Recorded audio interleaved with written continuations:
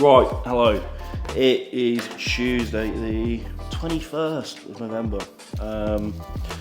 Don't really know what I'm filming today, just need to film a video, so it's like pretty early, it's like 8:30 in the morning. Gonna go train posterior, yeah buddy day, the one I always film. But I'm somewhat injury free. Still can't really hip hinge, but I can do all the leg work properly. So this session is now pretty finalised for how I'm going to run it for the remainder of this off season. So I'm going to sort of go through that, and also probably just in between sets properly discuss in a bit more detail my split. So the title of this video will probably be like how I'm going to get to the Olympia or something, some clickbait shit like that, and just touch on the split and basically just talk about how I'm going to make the improvements necessary to become a competitive pro. Ultimately, it's going to take years. So yeah. Mixing up pre-workout, scooping a little bit of V3. I only really take stim pre-workout at the minute on this session and on my leg day, just because the other's like for push and my other pull day. I'm perfectly happy not having caffeine and just having a pump. For intra-workout at the minute, I'm bouncing between these two, so Strom EAAs or JP EAAs. I think today I'm going to go JP EAAs. This one tastes nicer. But I just like to switch it up because I hate tasting the same thing like every session. And to be honest, this is the sort of session anyway where drinking intra makes me feel a bit ill, so I end up just drinking water and then I'll just chug that post-workout, just because with all the heavy leg stuff, I will throw up if I drink intra.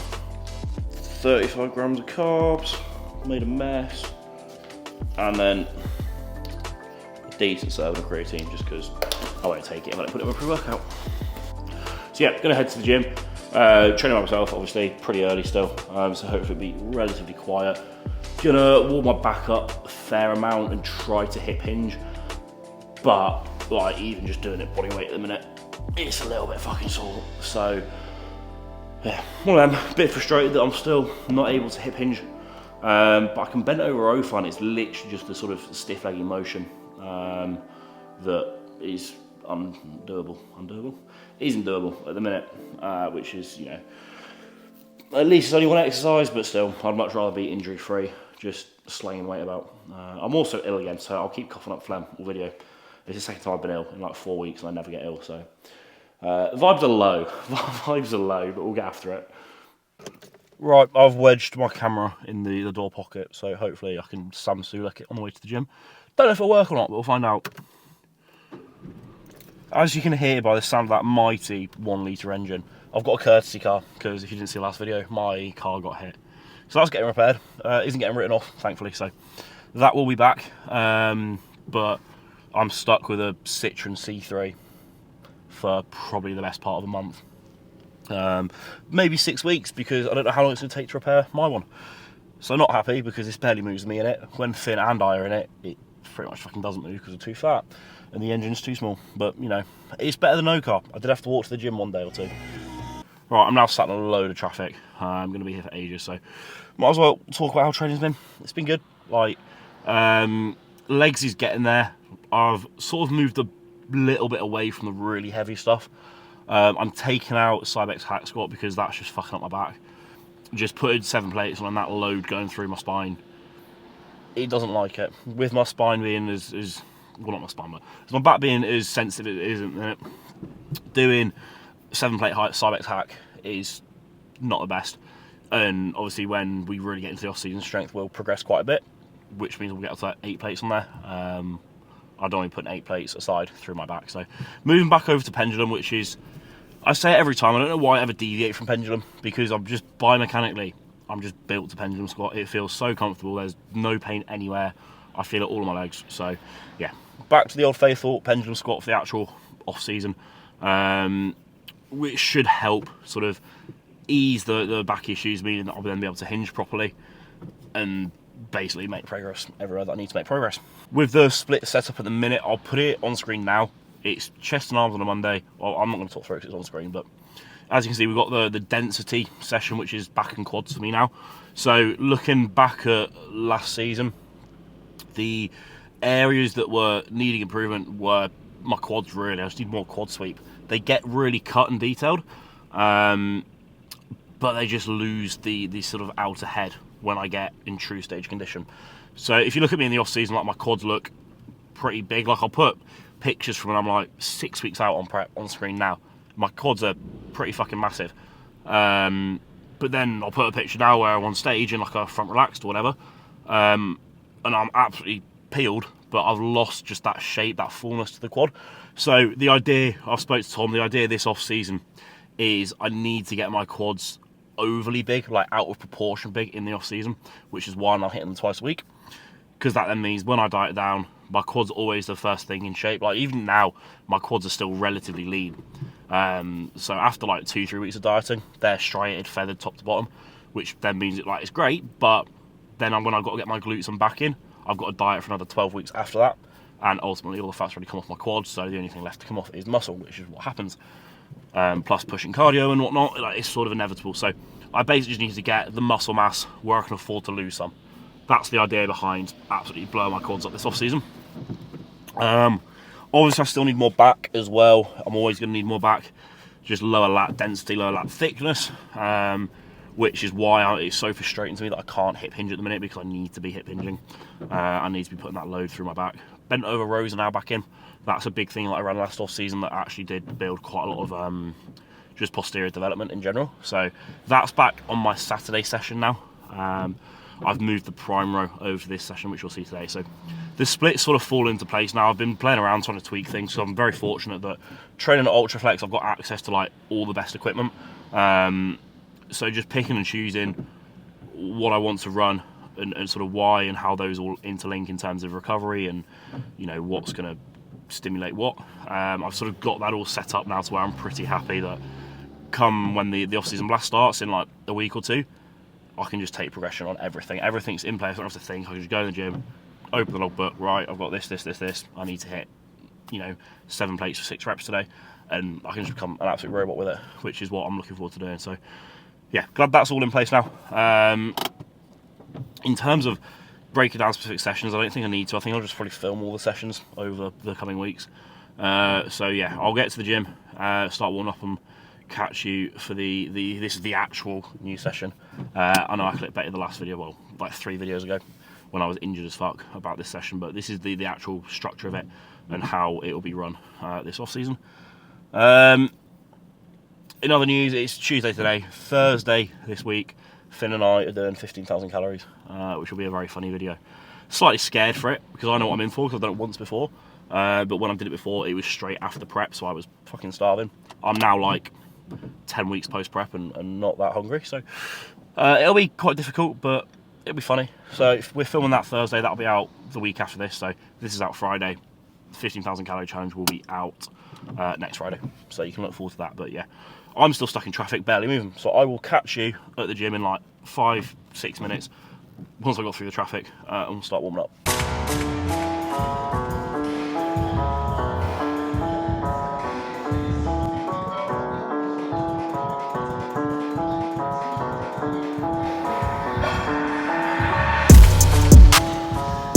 Riase hyper, the absolute beauty.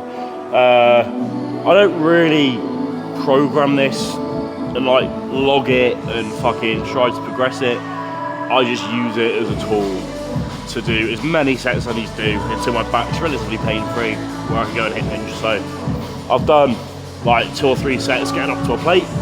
I'll probably do a plate, plate and a half, back to a plate, see how I feel, maybe go again, maybe not, and then get into the hip hinge. But I'll only film this set because there's no point you watching me reverse hyper for 20 minutes.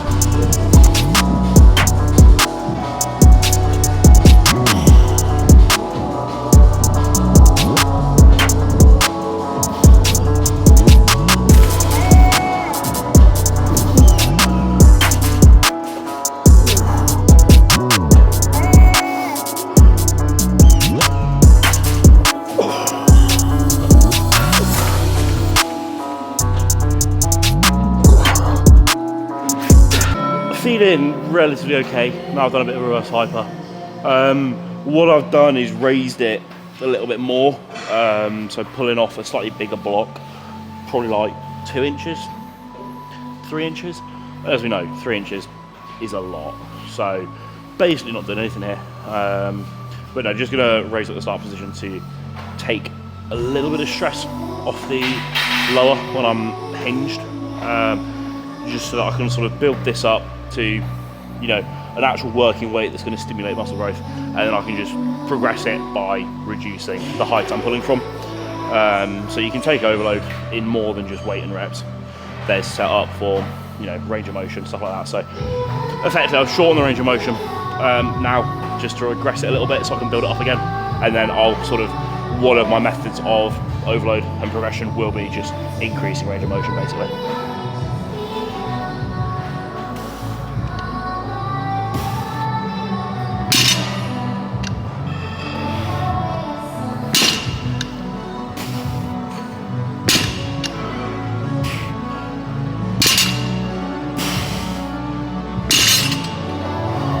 Right, got 140 on there. Back is feeling fragile, to say the least. So put a belt on to just keep my spine in me.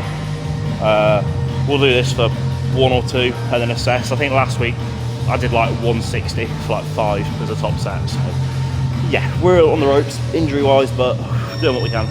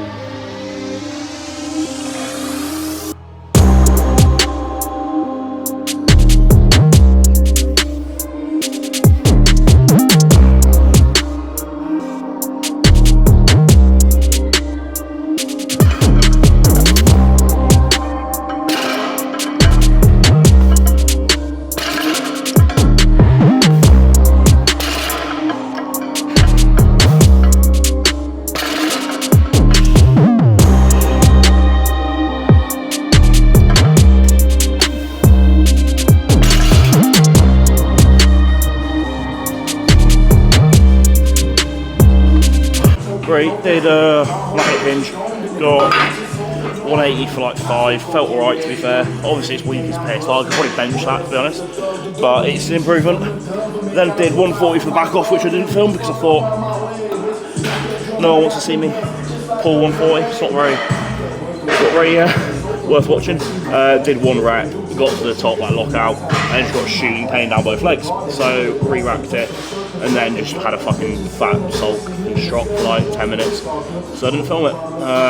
So pretty pissed off because I thought I was getting better, but it is what it is. I'm gonna fuck myself with my legs now to take the pain away from my lower back and put it in my legs.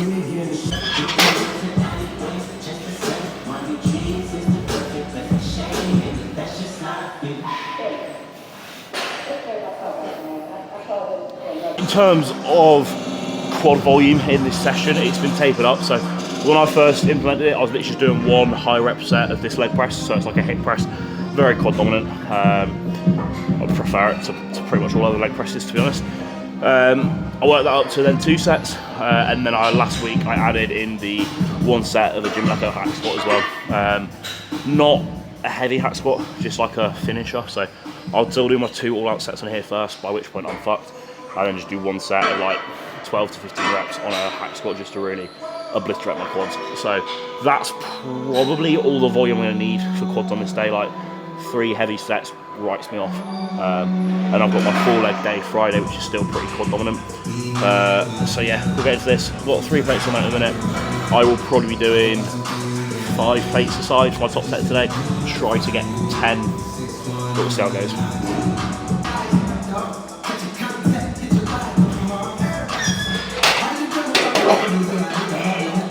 Even me, my back's sensitive as fuck, it pisses me off. I've got a 5 aside on there. My back is fucking getting to me. It's just like weak, like a trapped nerve feeling, like a numb feeling. And like when I get to the bottom of every rep, there's just shooting pains down my legs. So yeah, probably shouldn't be training, but like I need to. I'm losing my head, not being able to train. It's fucking me off. I'm struggling. Like this is, yeah, not fun. Was getting better. Was feeling high. Like last session last week was pretty good, and then today it's just gone again. So one of them, but gonna see how this goes. Then get on hack squat, and then on the rest of the session.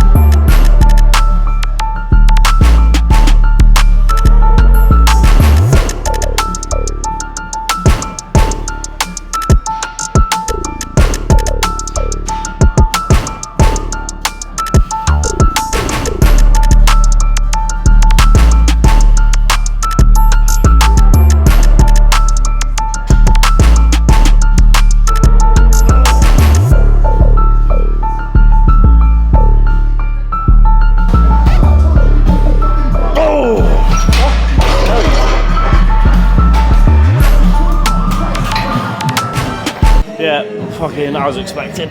Oh, I just can't, like, it's easy weight. I should be able to get like fucking 10 at least. I got like 7 or 8 I think, and then fucking died to my back, just shooting pains. Like you get towards the top of the moon and shooting pains down my leg. So I had to rack it, having a fucking breakdown, part 53. I'm gonna go quite a lot lighter on my back off, just so I get fucking some volume done. Because at the minute I'm just doing like 6 reppers that is nowhere near a 6 rep weight, but I'm fucking failing at 6 reps, so I can't press through my back. So I'm gonna go do some reverse hypers again, hopefully loosen up my back a bit, and I don't fucking know, but make it a little bit better so I can actually carry on training. But I'm fucked off, like my back was fine last week, I don't know why it's doing it again today. Alright, 3 plates, let's see how this fucking goes.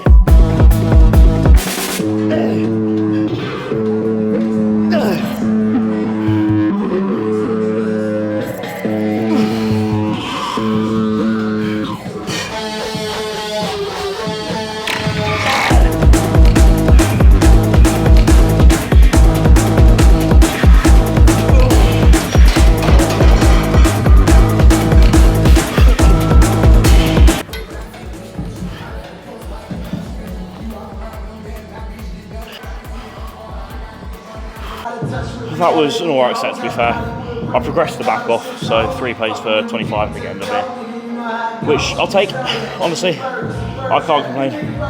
Back hurts, but this should be alright on my back because I'm not going heavy. It's more rep work, only 12 reps with 3 plates aside, so in terms of my hack squatting, that's pretty light. I don't wrap, I don't belt for this. I just try and pure through the quads, you know, not trying to actually bury myself here, just more of a finisher. Then we'll get into the back portion. I've moved a few things around on the back portion, so it's now like the prime rows on this day, so I've got a seated chest supported row rather than doing like a T-bar or a free weight row, which involves more hinging, because after doing a stiff leg, a leg press and a hat squat, my CNS is fucked. So we want as much stability on the back exercises as possible.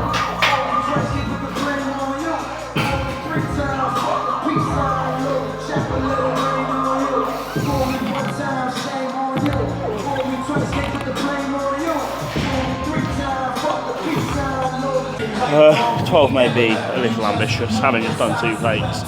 It's like I can't brace properly. When I try and contract my core and brace hard, it just pulls straight down my leg. Like I'm holding here, I brace. As soon as I tense my core and like properly brace hard, straight down my right leg, I get shooting pains, and then obviously on here I just can't put any force through it, so I just die at the bottom. We'll see how it goes. Not too optimistic here, but yeah, I only do one set on here, so we'll just do this. If this goes to shut out at 3 reps, I'll just drop down to 2 plates and do like 20 reps. But fucking hell, what a depressing video. Well, this is reality. Not every session's fucking yeah buddy, sending it and having fun.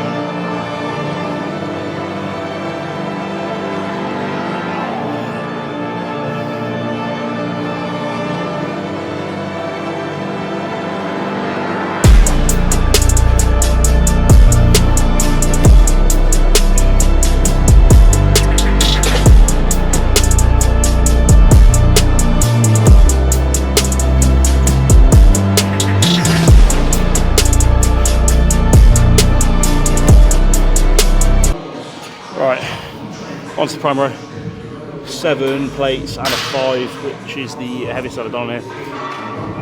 Is it ambitious? Yeah. With my back the way it is, like getting any sort of solid brace or honestly just power through like pulls at the minute is tough. I don't have a spot, so you know we'll see how it goes. But on the right side, I can't really yeah body it that hard because I physically can't like extend through my erectors to actually yeah body it. So due to injury, it should be relatively clean. It just might not fucking move.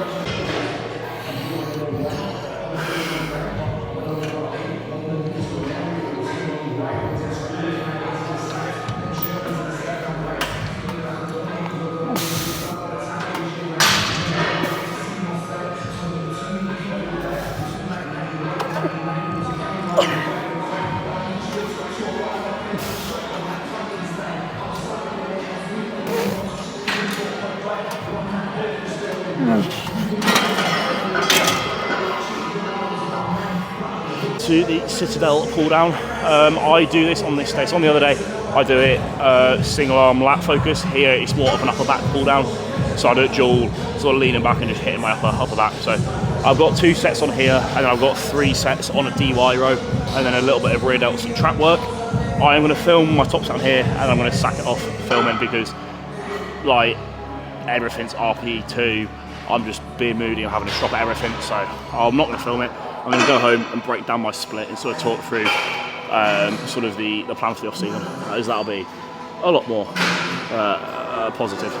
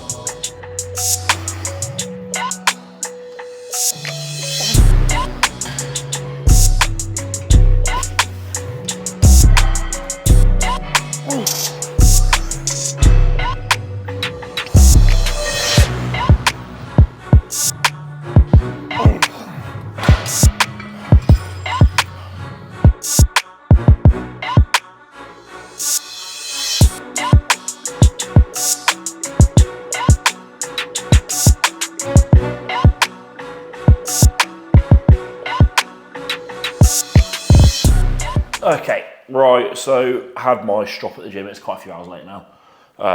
It's 3 p.m. So I've come back, I've done a load of work. I've got more work to do, but just gonna break up work by finishing off this video. I've got my logbook. I'm just gonna go through my sessions and sort of break down exercise selection a little bit. Obviously, on the way to the gym earlier, I put what my split is on screen. I'll put it on screen again now. So we'll start with chest and arms. I say it's chest and arms, it's really just push A. There are some delts in there. There's 3 direct working sets. So I'll start with the nitro fly. So just a pec fly to pre-fatigue the chest. I do take it to failure and just all-around stimulus. Then I'll go into an incline press variation of some kind. At the minute, I'm running the hammer strength incline. Before I was running the prime, and before that was the atlantis. So just any incline press variation, I'll do 2 sets there. Then I'll go into a flat press variation. At the minute, it is the Nautilus Nitro pin loaded. Before, it may have been the Jim Lecco, I think. Or no, it was the Cybex Eagle. So, and again, just incline press, flat press, again, 2 sets there, no drops at the minute because I'm at baseline volume. Then I'll go into the only delt work in this session, which is just a cuffed cable lateral raise. I do it like a Y raise, almost lying on a bench. I do 3 sets there. Then it is literally into the arm works, and it's 2 sets of tricep extension, 2 sets of overhead tricep extension, and then just dumbbell curls to finish. And that is the entire session. So three chest exercises, 1 delt exercise, and then 3 arm exercises. Then we go on to the density day, back and quads, which you saw today. I'll do, obviously you've seen it already, but just to run it through quick, I'll do reverse hypers forming up, a stiff leg of some sort, but I've just sort of come to the realization after filming this session that, I put it on Instagram complaining about my back and spoke to a few people, and there's no point me carrying on hinging. I'm just going to take hinging out. It's just causing me discomfort and driving me up the wall. So instead, I'm just going to start like really heavy bent over rowing on that day, proper yeah buddy rows, because I can bent over row pain free at the minute, and that's going to cause such a huge stimulus to the erectors anyway that I can get away without hinging. I'll just increase my glute work, carry on with really heavy reverse hypers, and start to heavy bent over row. But at the minute it was a stiff leg. Then it was 2 sets leg press, 1 set hack squat, and then mid back row, upper back row, and then a lower lat row, and then a little bit of rear delts and traps to finish. So then on a Wednesday now, I've introduced an arm day. So this is something I've never done before. This is the first time I've ever run an arm day, just because my arms need to be bigger. So, the caveat to push pull legs, which is what this split eventually, basically was the arms are just always tagged on the end of a session when you are fatigued and tend to get missed a little bit. So my arms weren't bad, but they do need to be better. So giving them their own day. On this arm day, it used to be a rest day. I still eat my rest day food and I still do rest day cardio. So I treat it as if it is a rest day. Just instead of resting, I'll go to the gym and just blast arms for half an hour. Bit bro sciencey to this one. I do not track that session. I do not log that session in any form. I do not have a specific layout for that session. I go in the gym and I just train like I'm 16 again, battering arms with my mates, except I do it alone at night on a Wednesday night, which is a bit depressing. But it's arms, okay? They're all pretty much the same movement pathway. I don't do a heavy arm compound per se, like a closed grip bench press or a really heavy dip. It's just loads of isolations, huge volume, lots of intensifiers, and it's been working well. I've not had any issues with recovery. If I do start to have issues with recovery, then I'll start to log it and become a bit more methodical so that I can track volume and assess things, right? But for the minute, it's working really well. I sort of know when my arms are fatigued. I don't go too far past that. I stimulate them, get the filthiest pump I possibly can, and then leave it there. I will probably film my arm day one day soon. So we've got this 15K challenge coming, and then the week after I might just film my arms and then sort of show you that. But it's very just train as I feel, not logging anything, which goes against a lot of my principles for training. But arms are sort of the body part that you can get away with doing that for, I think. So that's that. Then Thursday is the delt focus push day. So my push B, I call it. We start with delts. So we'll start with a line cuff lateral raise. Do 3 sets of that. Then I go into the explode shoulder press with a neutral grip. 2 sets there. So 2 sets of a shoulder press. Then it's 2 sets of an incline press. At the minute, that is a reverse banded incline Smith press. So I've not run one of those for quite some time, so just got back into that. So I do 2 sets on there. Then I go into a Pec Fly, and then I go into a superset of the prime lateral raise and the Atlantis lateral raise. So I just superset 2 lat raise variations at the end of the session to absolutely see off my delts. Then it will be a 1 working set with a drop set on triceps. So literally the day after the full arm day, which is why I've decreased volume there. So it's literally just probably just a tricep extension with a rope to just finish off. Just because your triceps have been indirectly worked throughout that entire session with all the pressing work, that I just tag on a tricep press, a tricep push down at the end of that session, just for a little bit more arm frequency.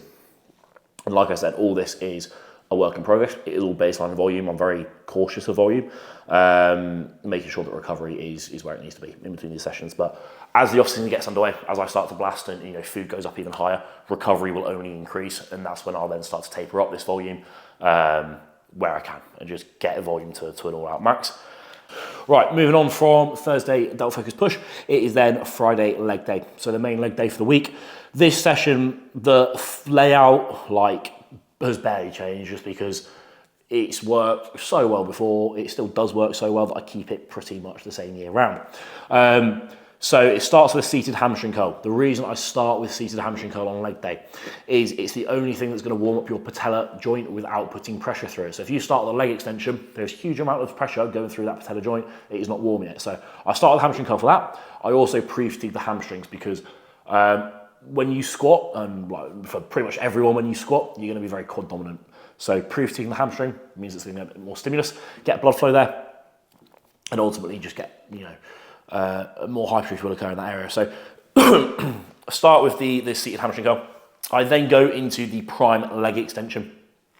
So I do 2 sets of the seated ham, then I do 2 sets of the leg extension at the start of leg day. I warm up very carefully on that because it does hurt my knees, but after that, the reason we're doing quads then at the start, so I never used to start with a leg extension before I squat, but now I do just to limit my strength and really pre-fatigue my quads before going into the squat, just because I get so strong on squatting that it then causes a lot of other issues to my back and to my knees and stuff because the load just gets so much. So by pre-fatiguing my quads as much as possible, it then limits the amount of weight I need to put on the hack squat or pendulum squat to, get a lot of mechanical tension and hit failure, but hit it at a point that's not an injury risk with huge amounts of load. So yeah, after that will be my main squatting movement. For the last few weeks, I've been running a Cybex hack squat. However, that is getting taken out as of this week, and I'm rotating back to the pendulum squat just because the Cybex hack has been putting a lot of load through my spine and through my back, which has not been perhaps allowing it to recover as well as it needs to. So in an effort to really help my back get back to where it needs to be, I'm rotating back to a pendulum, which is pain-free. So pendulum's going back in. Followed by pendulum, it will be a Cybex squat press. So I would just say a leg press variation. The Cybex squat press is my preferred leg press, minus the gym lacquer, which I did today, but obviously I do that today. It's very quad dominant. The Cybex squat press is a bit more of an all-round leg movement. So I'll put that in there. It also does not hurt my knees at all, which is nice. Then it is hip thrust, which I do on the booty builder in Rotherham, which is a cable hip thrust, basically. So it means there's constant tension throughout, which is quite nice. I do 2 sets on there for my glutes, just because I want to get last off season, I started hip thrusting in an effort to get my glutes more detail when it came to being peeled. It worked fucking fantastically. My glutes were diced this year. Yes, that is partly due to being leaner than I have been before, but also just having the muscle mass on my glutes to show that detail helped. So hip thrust is staying in this off season again as well. Then it's back to a lion hamstring curl now, which we do on the prime, so we alter the resistance profile there. I occasionally, depending on how I'm feeling at that point during legs, I may superset that with a standing hamstring curl, but for the most part, at the minute, recovery is not quite there yet, and I don't need to. I'm getting all the stimulus I need to from the lion hamstring curl, so that will probably be it. And then adductor to finish. So obviously I finish leg day with an adductor rather than starting it with it, because if you start with your adductor, if you start with adductors, if you take it to failure and you get a very pumped adductor, it will pull on your piriformis muscle and just basically bind you up to the point that when you go into your squatting movement, then it ends up pulling your knees inwards and can just lead to injury risk. And knee pain and just imbalances across the board. So I always suggest to people, do adductor at the end of your session rather than at the start. A lot of people, like John Meadows used to talk about it, they all start with adductor for the opposite reason that it helps them warm up and, you know, gets blood flow moving and stuff before their main squatting movement, which in their head reduced their injury risk. Now, if you start with adductor and you get absolutely no pain and it benefits your squat, then carry on. The only reason I wouldn't do it at the end, I wouldn't do it at the start, is to limit pain and injury risk. But if you're starting with it and you're not having pain, then carry on if you feel safer doing it that way. But ultimately, my point to that would be is you can still do adductor prior to your squatting movement, just don't take it to failure. Do not start your leg day training adductors to failure, in my opinion. That's what I've said when I've had clients come through with knee pain, then not sure why, I've taken adductor away from the start of the session and it's fixed it. So that's just my sort of anecdotal like findings with starting with adductor. So I always do adductor at the end, and like, yes, you need to train your adductors to fill in that inner thigh. It will give the illusion of much bigger legs if you have really thick adductors. So they need to be done. And then people would also say that, oh, if I do adductors at the end, they get missed because I don't have the effort, I'm tired and stuff like that. Okay, if you put them at the start, then your line hamstring curl will then be your last exercise. You're going to be tired there, you're still going to put the effort in. So just put the effort into adductors. Don't just neglect it because you think, oh, it's adductors, it doesn't matter. And then the final session for the week will be Saturday pull. So just a straight up back day, back and by is the old classic. I'll start with a pull through here to prime the lats and get lots of blood flow into the back. Then I do a single arm pull down variation. At the minute is the single arm citadel pull down. Do 2 sets on there. Then I go into a heavy bent over row. Yes, that may be moved to the other day, but for right now, this is where I've been running it. So a heavy bent over row there, I do 2 sets. The reason I run a bent over row and my programming with it, I don't do it perfectly strict bent over the entire time. I also don't do it dead sloppy, but I don't mind a little bit of yeah buddy, a little bit of momentum being used towards the end of the set. So reason being is with a bent over row, obviously it's going to hit a lot of mid and upper back with that rowing movement. That is the primary purpose for it, let's say. However, you are also hinged and bent over, like bending over and holding that bar out in front of you. Let's say you've got 3 plates on the bar. That's going to cause a huge amount of stimulus to your erectors and put a lot of work and a lot of load through them. So with that in mind, I see a bent over row as hitting the upper / mid back and the erectors equally. What you'll tend to find is your upper mid back fatigues quicker because it's not strong, and then people end up cheating the movement and buddy shrugging it up, which is then when people will say, oh, you're not doing anything there, you're not doing anything for upper lower back because you just buddy in it. So I get that, but I actually look at it from a standpoint that I want to hit both those muscle groups. So when my upper back is fatigued, I will carry on with slightly sloppier form with a little bit of buddy movement for the purpose of then fatiguing my erectors. So yes, my mid upper back is now fatigued, but I'm still going to crank out another 3 or 4 reps with potentially worse form, assuming there's no injury risk, just to get even more stimulus to my erectors and just load my lower back for a little bit longer. So that's partly the reasoning for programming that bent over row there. After that, we'll go into some horizontal lat work. So I do a single arm Lat Bias Row. I do the Nautilus Nitro single arm Lat Bias Row. So we've done vertical lat work, then a mid back / upper back with a little bit of erect loading movement, and now we're going to our horizontal lat work. After that, we'll then go into an extreme row, so the prime extreme row, which is very upper back, traps, rear delts, ROMs focused. We'll do 2 sets on there, and then we'll just go into arm work, which is a preacher curl and then a step through cable curl. So with the preacher curl, hit the bicep in the short position first before it fatigues. Then when it's fatigued, it's hard to get short. We'll do a step through cable curl where it's hitting into the mid to lengthening range. So the whole programming throughout all my sessions is very methodical. There's a lot of reasons. It's not just go in the gym and move as much as possible, which sometimes it does look. But yeah, so that is pretty much all my sessions and their layouts and sort of the reasoning behind those layouts. Obviously, form is standardized, and then I just try and take progression for the most part in weights or reps. So move more weight for the same amount of reps as last week, or put 2.5 kilos on there and get heavier weight for the same or less reps and just work that up over time, which is why I do use a logbook. With arms, obviously, I don't. But I also progress things, as I was speaking about earlier with the stiff leg, is you can progress things differently through range of motion and tempo and a slower eccentric. There's many ways, shorter rest times. Like there's so many different ways to overload a movement and take progressions that's why using a logbook is essential, because I just write down all those factors. Like if I went for a 3-second eccentric this week on hatch squat as opposed to last week when I did a 2-second eccentric, but I got less reps, that's probably why. Doesn't mean that I've caused less stimulus, it just means that I've got that stimulus from a different pathway. So I'll write that down, then the next week I go in, I know, right, okay, so I did this last week, and you can work out from there. So I think a logbook's a great tool. I also don't think you should get obsessed with a logbook. Like, it does dictate people's moods a little bit too much. And so if you're one of those people that does get attached to the logbook, I'd suggest maybe relax on it.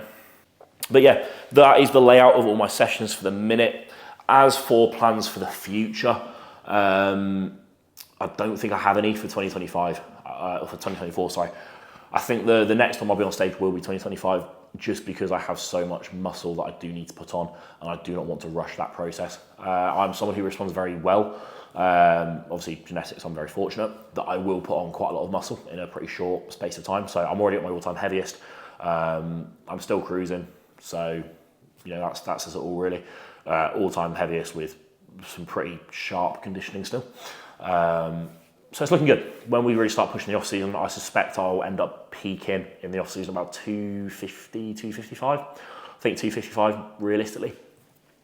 Then I'd assume probably pull back a little bit, go for a little tidy up phase whenever that needs to be. So when one of the limiting factors presents itself, which will either be my appetite or just my body composition, I think realistically, knowing me, it'll probably be appetite that gives out first.